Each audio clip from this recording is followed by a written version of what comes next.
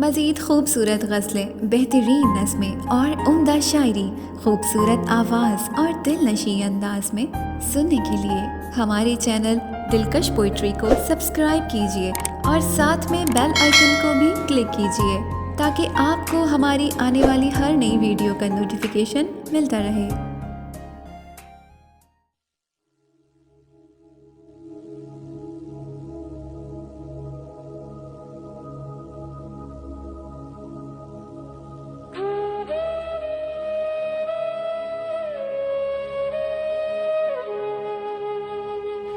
उदासियों का सबब जो लिखना तो ये भी लिखना, उदासियों का सबब जो लिखना तो ये भी लिखना कि चांद तारे शहाब आंखें बदल गए हैं। वो जिंदा लम्हे जो तेरी राहों में तेरे आने के मुंतज़िर थे, वो थक के सायों में ढल गए हैं।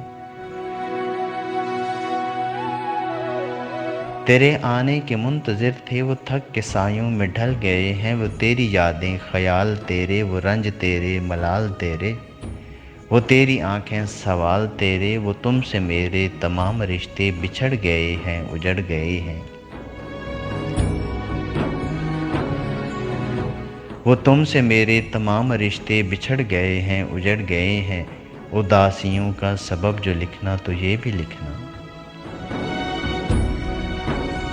लरजते होंठों पे लड़खड़ाती दुआ के सूरज पिघल गए हैं।